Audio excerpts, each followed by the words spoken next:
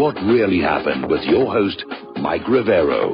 The history the government hopes you never learn. Here is your host, Michael Rivero. And aloha, America. Welcome to our show. It's Friday, April 14th, 2017. Thank goodness it's Friday, and this time I really mean it. What a terrible week. In fact, the last 2 weeks, just awful. And I got to tell you, I'm a little bummed out about these recent developments, and not just because I'm living in a potential fallout zone if things really go to town over there in Korea. We'll talk about that a little bit more later in the show. Anyway, the phone lines are open, 800-313-9443. Mike is in our control room, ready to answer the phone.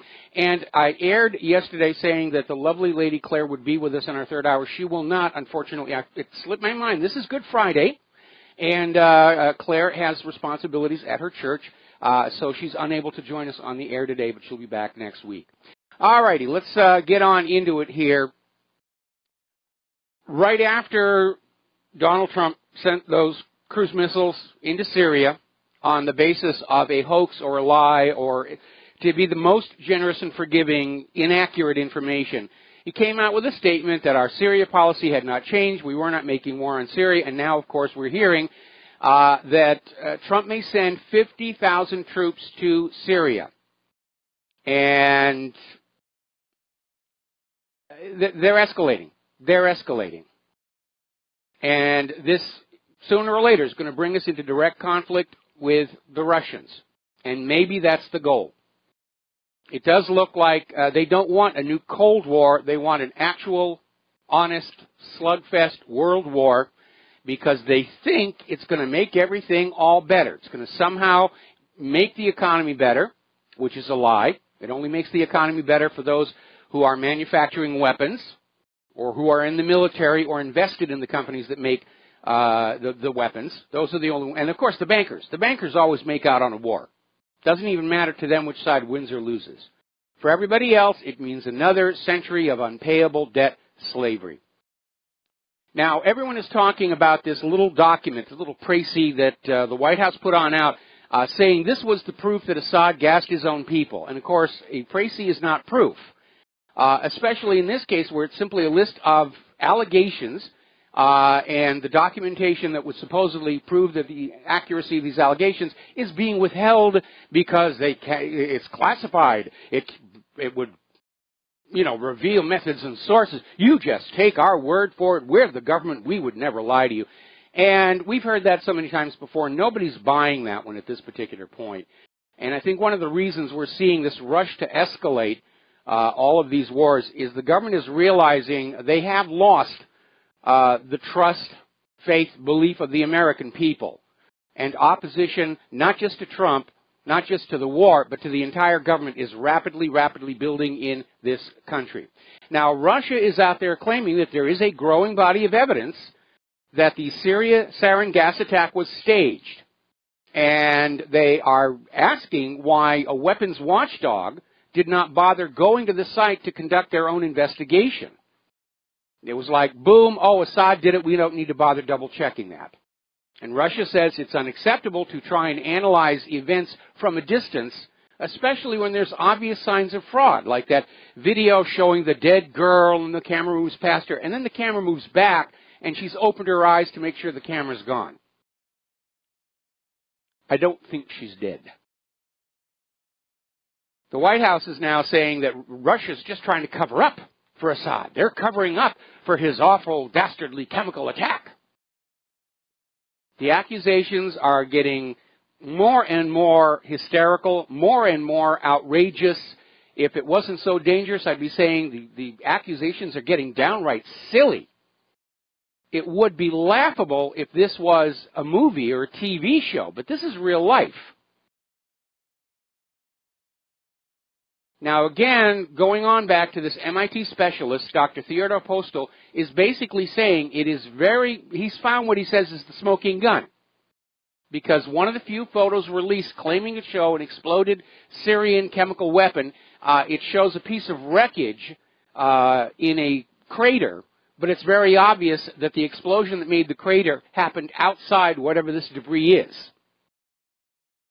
And apparently the government is still viewing Americans as gullible fools who will believe what they're told to believe. But we all remember back in Iraq when they would show us a photo with a bunch of impressive labels. And the photos, you couldn't actually see what it is. You were just supposed to take the government's word. Like the balloon inflator that they labeled as a biological weapons lab, or the decontamination biological warfare vehicles that turned out to just be ordinary fire trucks. And it just goes on and on and on. Now, over at Natural News, they came up with a rather interesting and humorous idea about all of this. The White House is justifying the cruise missile attack on Syria because Syria was supposedly using chemical violence on children. And over at Natural News, they're saying, well, if you look at the damage caused to children by mandatory vaccines, that's chemical violence. Therefore, Russia now has a right to send cruise missiles into the United States. Because, chemical violence that makes money is tolerable, and chemical violence that can be used for the war agenda, oh, that's horrible, horrible stuff. And they were out there talking about the violence, the poor babies that we have to... And I dug out that old photo from one of Israel's many attacks on Gaza about that poor little baby with the entire back of his head blown out and his father's holding him and just crying. Our government didn't have a problem with that. Our media didn't have a problem with that. So, all right, we're going to do a quick shout-out to our on-air affiliates just rejoining the network, and we're going to take a phone call from Danny the firefighter in New Jersey. Danny, aloha, welcome to the show. What's on your mind? Mike, how are you today? Well, I'm in a bit of a funk. You know, if I had a dog, I'd be tempted to kick it, but I'm really, really angry about all that's going on here, and I'm very frustrated because a big reason for Claire and I doing what we've been doing was that I've seen this agenda to a new world war building for the last 20 years, and I really thought that by blocking Hillary from the White House, we could derail that war agenda, and unfortunately I'm now having to deal with the fact that I've utterly failed in that. And I realize I was outnumbered and everything, but I'm still feeling like a major failure at this point. Well, Mike, let me try and ease your mind with just something I remember. Me and you have spoke before. Yeah, I know who you are. Yeah. I remember a movie called 13 Days. Yes. I mean, with Kevin Costner, and in the movie he was talking to a pilot doing U-2 spy flights, and he was, they were both very concerned about the subject, but pilot was trying to reassure the part by Kevin Costner that when you're at that altitude and so many things can go wrong, and then there's like a relaxation of, man, there's only so much you can do. Mm-hmm. And once you realize you've done all you can, and there really is only so much you can do, you got to just sit back and watch the world go round a little bit. But the reason I'm why not at that point yet, unfortunately. I understand. Sorry, I'm not ready to capitulate. I hear you. I'm not saying give up. Mm-hmm. I'm just trying to give your mind a little peace. Well, Claire and I are going to kind of take it easy this weekend. We have a lot of stuff involved with Easter and Claire's church and everything, so I'm going to be sort of pulling away from the website over the weekend. But we'll be back at it first thing on Monday, assuming we're all still here. Mike, you were mentioning yesterday about the difference in nuclear explosions as opposed to regular explosions, and it dawned on me that a lot of people aren't really aware of different types of radiation and different types of things. The corporate media and the powers that shouldn't be certainly could use a nuclear bomb to cover up the absolute disaster that happened at Fukushima and blame it on the North Koreans and admit how bad a radiation problem it is, and probably most people would buy it. This is what I think would, unfortunately, if I was an evil, tyrannical bastard, this is something I might want to consider. Okay, well, let me counter that by asking you the question that I would ask of the media, should this come to pass. why would Kim Jong-un waste a nuclear missile destroying an already irradiated disaster area? It gives, like I said, it gives the powers that be. No. I understand the motive of the powers that be. My question is, explain to me why Kim Jong-un, who doesn't have that many nuclear weapons and doesn't have that many rockets, what is his motive to waste one destroying an already deeply contaminated disaster area? What does it get him? Well, I guess it would be that Dr. Evil thing that look how screwed up these people are. Well, nobody falls for that one anymore. I think if they were to try and do that, I don't think most people would fall for it in this skeptical age. I'll tell you what really is of concern. We're going to talk about this later in the show, but now's as good a time as any. South Korea is very dependent on nuclear power. They've got lots and lots of nuclear reactors. And if the U.S. strikes North Korea and North Korea retaliates by launching its nukes into South Korea and over to Japan, and it hits some of those nuclear reactors, we're going to see Fukushima times 10 all over that part of the world. Well, that'll just put a crimp on my seafood consumption, I'll tell you that. The last point I wanted to get to, and I know you don't harp on it as much as you should because you're a proud and good, decent man. Mm-hmm. But let me tell you, them coffee mugs that you get from your store area, those are the best coffee mugs, and I can't say enough about them. Everybody should go to the whatreallyhappened.com store and buy a coffee mug, because I'm telling you, that's some quality stuff there. Yeah, the coffee mugs are very good. I wish the T-shirts would hold up better, and I'm trying to find somebody else who can supply those. But definitely the coffee mugs, I've never had one break or wear out, and I use them personally for gifts, and obviously I'm using them myself, and they are very cool. And there are, of course, these special donors mugs, which do have a higher price on them that help support whatreallyhappened.com financially, because most of the items in that store, the markup on them is actually very, very little. I'm selling them very close to my cost, mostly because I wanted to get the messages out. As you probably have guessed by now, I am not a money junkie. I'm a truth junkie. So I actually don't make a lot of money off that store. In fact, I think last month's commission from the online store was like $60. Well, you do know you don't push it a lot because, like I said, you're a proud and decent man. Mike, I'm terrible at asking for money. That's always been a major problem for me. I'm terrible at asking for money, and I should be asking for more money. We're perpetually running on the edge here, and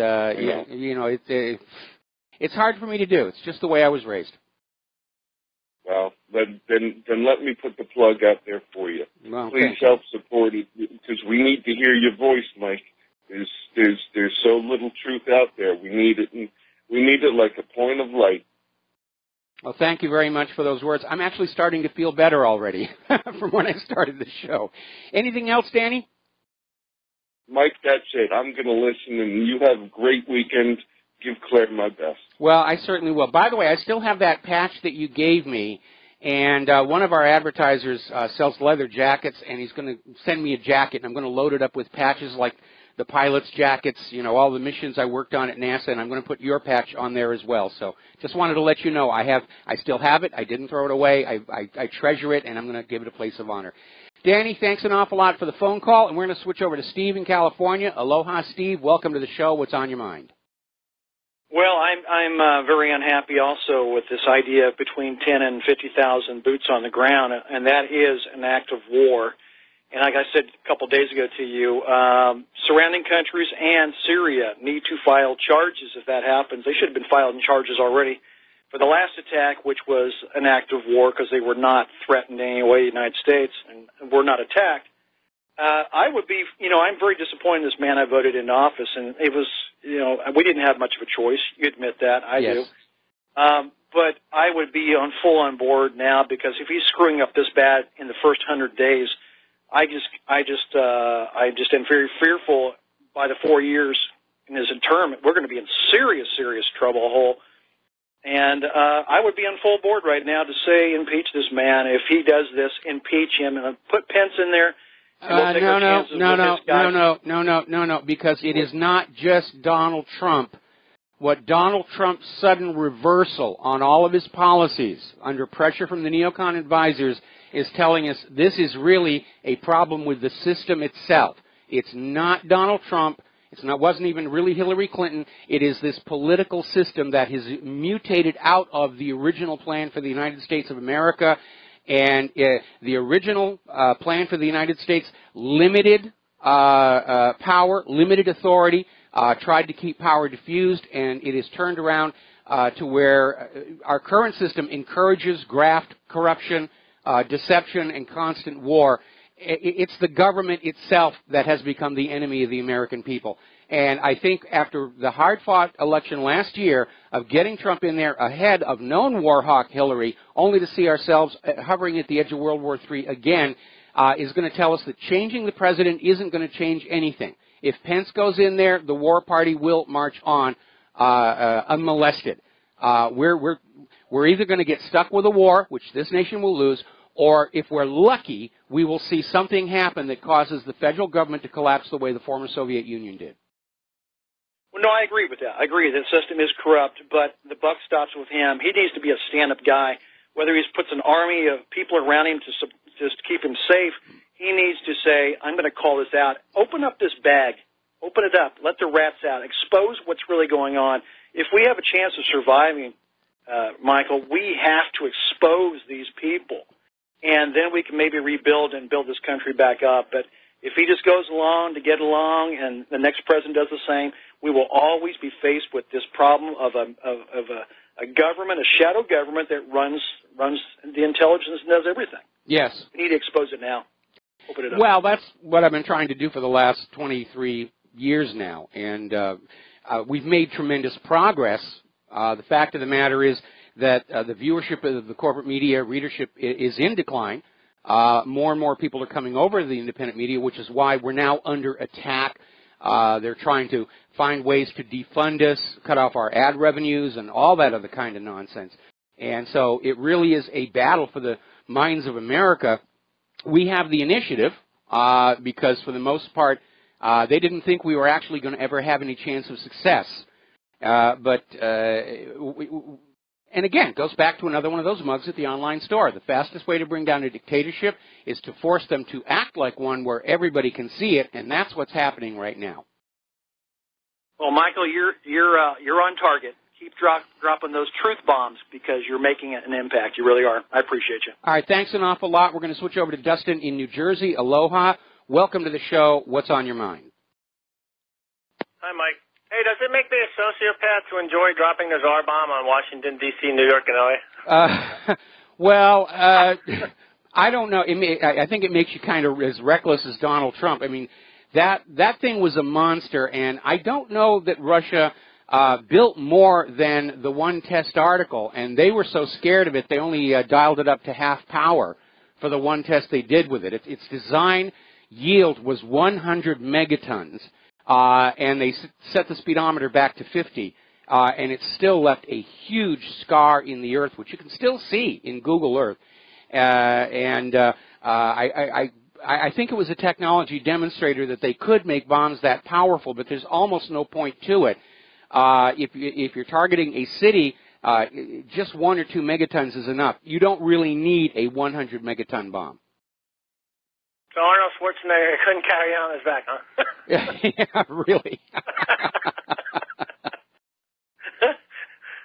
Hey, Mike, I got to be something serious about. If there's a nuclear exchange in God forbid, over in Asia, wouldn't all the West Coast get the plumes of smoke in 7 to 10 days?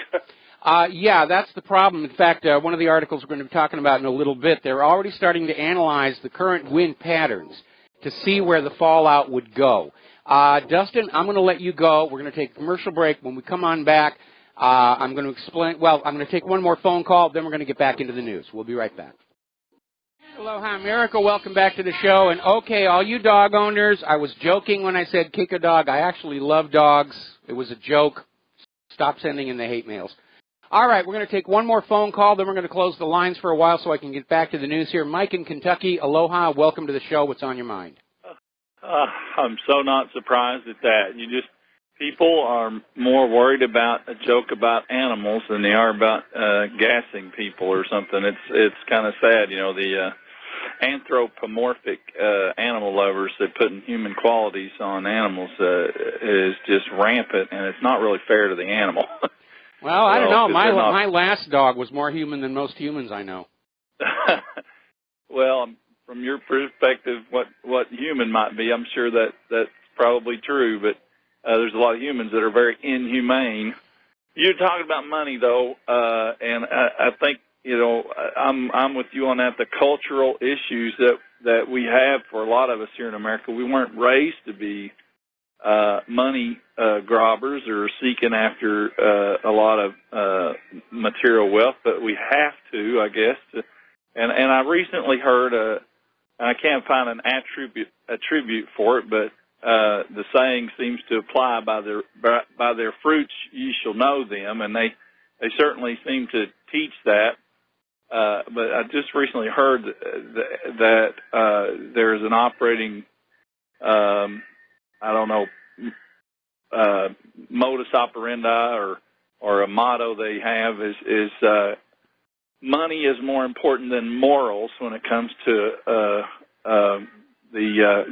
establishing or achieving the goals of Greater Israel. And so the deception part of all this gassing and stuff like that comes into play with that. But well, let's not single out Israel on that one. I mean, it's certainly become a major part of the American culture here.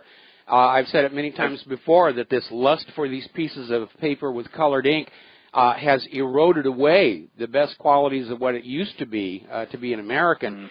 And don't get me wrong, I have nothing against money. There's been time in my life earlier on when I was much better off financially than I am now, and I do miss it. And I don't need to be a billionaire, but I'd like to have enough money to provide, a comfortable life for Claire and I with a little more security to it. I'd like to build her a new music studio. Most of the stuff in her current one is 15 years old.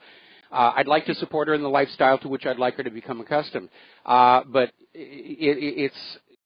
I have seen this path, for 20 years, and I've been trying to figure out some way to get us off of it, because I am a student of history.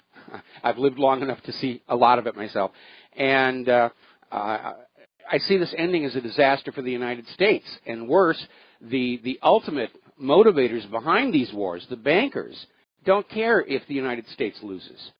They'll be perfectly fine with that because they're making money off of all of the players. So it's a profit center no matter who wins or loses. And they bet on both sides, and in that Mar-a-Lago... War-a-Lago. That's what we're calling it now, War-a-Lago. War-a-Lago. In the readiness room or whatever, where he was supposedly watching the bombing or whatever, up on RBN, there's a photo that labels the people in the room that are, I guess, supposedly dual citizens or whatever, Israelis. They've got him surrounded. They do, and that's why, as angry and disappointed as I am in Trump, I'm not ready to say that this is all his idea or all his fault. I think he's being cocooned and controlled, and it's not the first time it's happened in U.S. history. They tried to do it to John F. Kennedy. He finally woke up after the Bay of Pigs and fired the head of the CIA, and that unfortunately started the process by which he was eventually assassinated.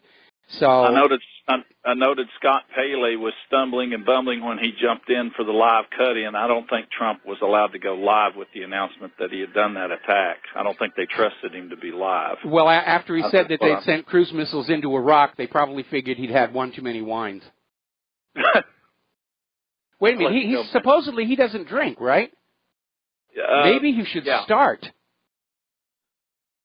He would probably be a very cheap drunk.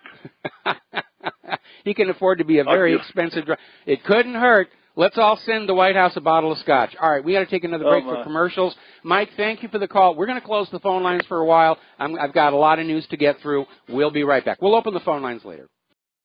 Aloha, America. Welcome back to the show here. And as we mentioned yesterday, following the gas incident in Idlib that the U.S. is still trying to frame Assad for, the U.S.-led coalition in an attack on Deir ez-Zor, accidentally bombed an ISIS chemical weapons depot, releasing a huge cloud of toxic fumes that killed several hundred people. And the corporate media is still ignoring this story. They're focusing on the mother of all bombs. Look, we've got a big bomb. We are potent. I noticed Fox News, for some reason, has been all morning long running this puff piece on what a wonderful accomplishment the F-35 is. And apparently they're going to send some of them to Europe to deter Russian aggression. Meanwhile, Russia is supplying Syria a dozen of these very modern Sukhoi 24 M2 bombers. So all the U.S. Attack on the airfield has succeeded in doing is destroying some real old antique aircraft and getting them replaced with much better, much more modern aircraft. And it only cost them $80 million to do that. Ooh, good thinking here. Now, Donald Trump is out there saying he's proud that we used the mother of all bombs. And apparently he did not personally authorize this. Apparently the Pentagon decided this all on their own because apparently they only have to consult with the president when they're going to use a nuclear weapon or they're going to actually start invading somebody else's territory. So apparently this originated within the Pentagon. They went on out there. It's the first time it's been used in combat. And basically it's not really going to change the Afghan war. It's not going to have any impact at all. They're claiming that they killed 36 people, ISIS fighters. I'm not sure how they know that since everything is buried deep underground. Hamid Karzai, the former president of Afghanistan and the former lobbyist for Unocal oil that actually got us into the Afghanistan mess in the first place, or helped get us into it, is condemning the U.S. dropping this huge bomb. And there's something else that you need to think about. First of all, you, the American taxpayer, paid for that $16 million weapon, plus the aircraft that carried it on over, dropped it, all the fuel, the crew, and everything like that. What did they blow up? They blew up a tunnel system. Guess who paid for the tunnel system? You did, because it was built by the United States for the Mujahideen back during the Soviet occupation of Afghanistan. No matter what happens, no matter who wins or loses, you are forced to pay for it all. You know what we should have done? Save a lot of money. Just flood those tunnels with tap water from Flint, Michigan. Would have been unusable forever. That would have been a much, much more cost-effective solution. Now, the U.S. has snubbed this 11-state Afghanistan peace conference. And just like they were trying to do in Syria, going to have a peace conference and end the war, Russia has organized an 11-nation Afghanistan peace conference trying to end that war. The U.S. snubbed it. Said Russia is trying to assert its influence in Afghanistan. Really? Anybody here remember Charlie Wilson's war? And the aforesaid tunnel complex that you all paid for to build and then paid to blow up. All right, so let's talk about Korea because that is the flashpoint.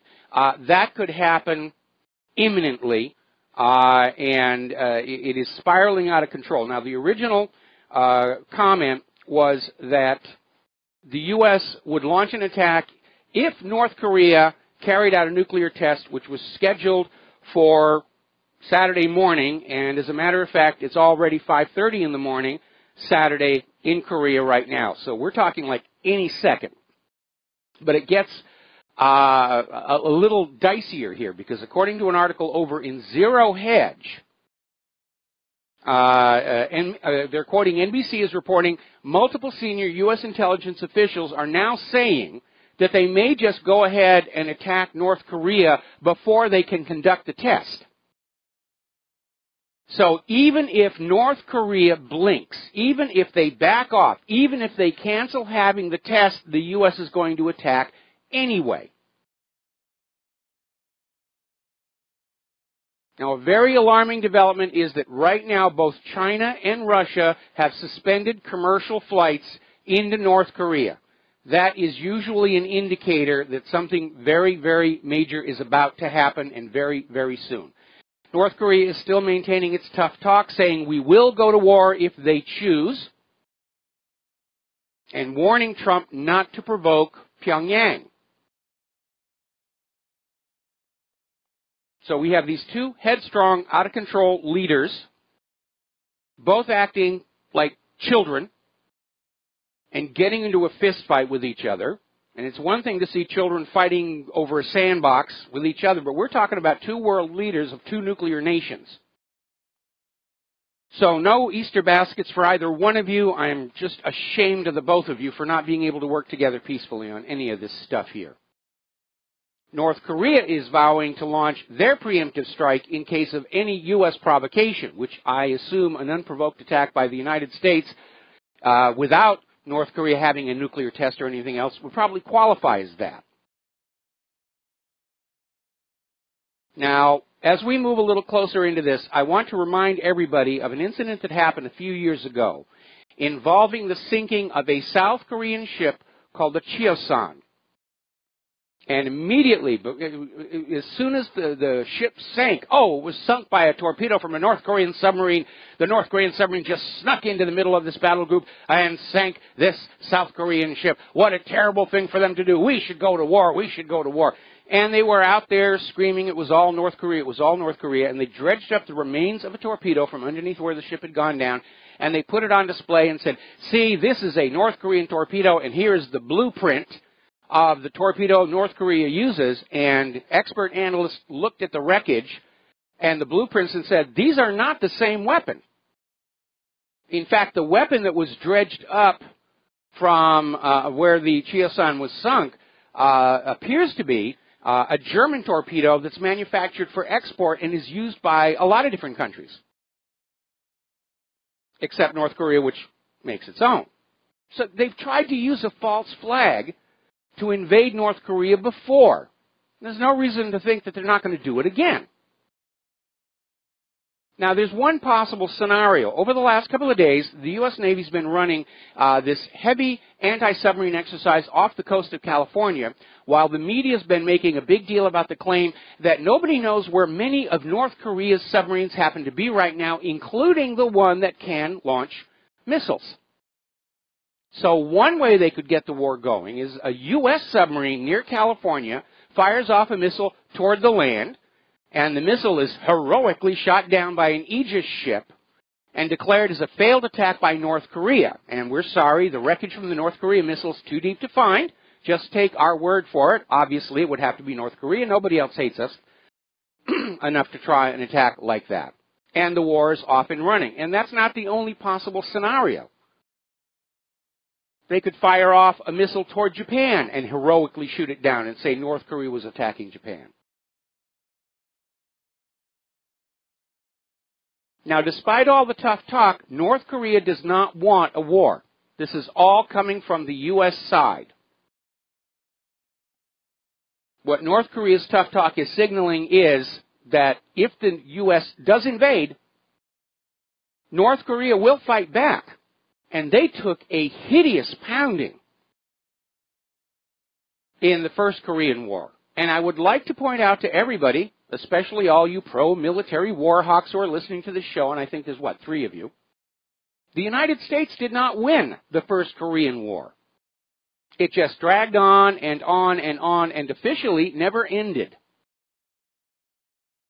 Those North Koreans are very, very tough people. They absorbed huge amounts of damage. Actually, North Korea right now has a population problem. Kim Jong-un would probably say, we could stand a little thinning out here. Now, as I mentioned before, there's a little bit of concern that when the United States attacks North Korea could respond by firing missiles at Japan and South Korea. And Japan is already evacuating their citizens out of South Korea, out of concern that they could be targets. I'm rather amazed that Mike Pence is going to Seoul. Maybe they'll hold off the attack on North Korea until after he leaves. But South Korea is heavily dependent on nuclear power. They have 30 nuclear power plants now running in South Korea. And even conventional bombs, warheads, and shells could smash them and turn them into new Chernobyls. And they're looking at the wind patterns, and the radiation from this kind of an epic disaster obviously would be highly toxic for South Korea. It's going to blow all over Japan. Some of it's going to wind up here, which is very reassuring, as it were. Why the big rush right now? Well, you need to understand that on May 9th, South Korea is having their election. Their previous president was impeached. There's an interim president who's going along with this U.S. saber rattling against North Korea. But the leading candidate to become South Korea's next president is a supporter of the Sunshine Principle. Reunification. Remember, the Koreas were talking reunification about 6 years ago, until the U.S. stuck its nose on in there and stirred things up again. And the U.S. is justifiably concerned that if South Korea elects this president who's going to call up North Korea and say, all right, let's put down all the bombs and everything. Let's talk about reunification. A united Korea, the way they did in Germany. That would be a major, major setback for U.S. foreign policy, whose goal is to always keep nations broken up into pieces, glaring at each other and fighting each other. Now, both Russia and China continue to urge the United States not to escalate the situation in North Korea anymore. China is saying this is actually riskier than striking Syria. This thing could easily spin out of control, probably will spin out of control. Once the battle is joined, it's going to be almost impossible to turn it off until one side or the other is utterly destroyed. Now, China is offering a solution. I don't know how far they're going to get with it, but China has apparently extended an offer to North Korea that if North Korea will end its nuclear program, that China will commit to military protection of North Korea in case of attack or invasion in the future. Because that's the real reason North Korea is building nuclear weapons. They're not going to go on a rampage on their neighbors. North Korea is building nuclear weapons because for years they've been hearing all this talk about the U.S. wanting to come on in and regime change them. And China is now saying, we recognize that is your concern. If you will close down your nuclear program, surrender all the nuclear materials, we will commit to militarily protecting you should somebody decide to do something unpleasant. I know the United States isn't going to want that to happen because it would mean an invasion of North Korea would be an invasion of China. Or what am I saying? Of course the U.S. wants eventually a war with China. Because behind all of the fear-mongering and the bombs and the nukes and all the rest of that, what this really is a war between the U.S. Federal Reserve note and the Chinese yuan and the Russian ruble. And especially with Russia and China starting to go to gold-backed currency systems. The Federal Reserve is in an absolute panic.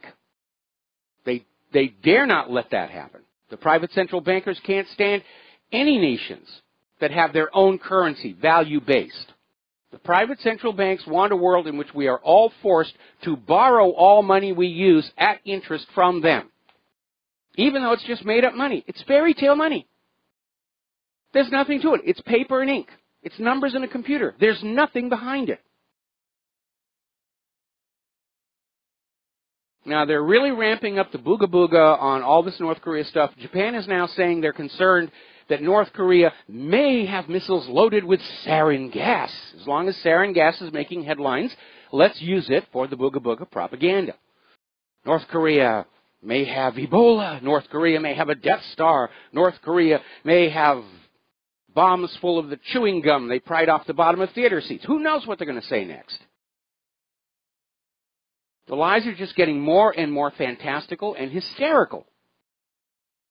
And what is now starting to happen is we're starting to see the world break into two parties, two alignments, a bipolar world. Russia, Syria, and Iran are now operating as a united front, trying to oppose American aggression and invasion. They had, they're having a meeting. In fact, they're having it today. Foreign ministers of Russia, Syria, and Iran are in Moscow working out a unified plan to try and stop this relentless march by the United States across the globe. Rex Tillerson is still out there trying to insist that Russia needs to sever all support for Syria. The fact that they're meeting with foreign ministers today tells us that's not going to happen.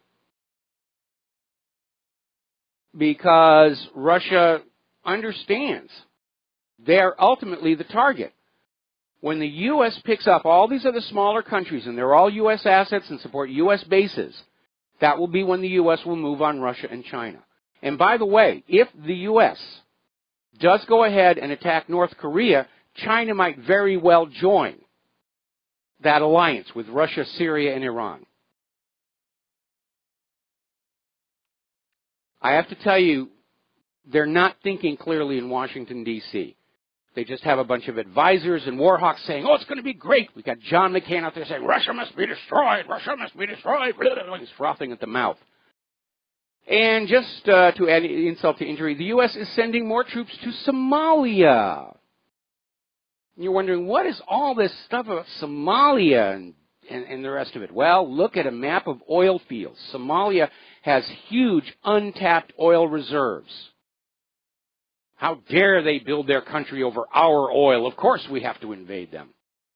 Poland is officially welcoming a U.S. contingent of NATO's Russia deterrent force. We'll be right back. And aloha, America. Welcome back to our show here. And NATO is now deploying troops within 35 miles of Russia's Kaliningrad enclave. This is apparently part of this new U.S. contingent for NATO that are going in there to deter Russian aggression. I'm sorry, who's parking soldiers and weapons on whose border? Anybody who's looking at the situation, anybody who's been paying attention for the last 16 years knows who the aggressor is, and it is not Russia, and it is not Iran, it was not Iraq, it wasn't Syria or Libya or Yemen, it wasn't North Korea. Now apparently, and this is a very dark harbinger of things yet to come, Donald Trump has very quietly nominated former Washington State Senator and former salesman Don Benton to be the new director of the Selective Service System, which operates the nation's military draft. Now remember, the legislation to revive the draft has been sitting in committee in Congress for years, waiting for the right political climate to send it to the floor for a vote.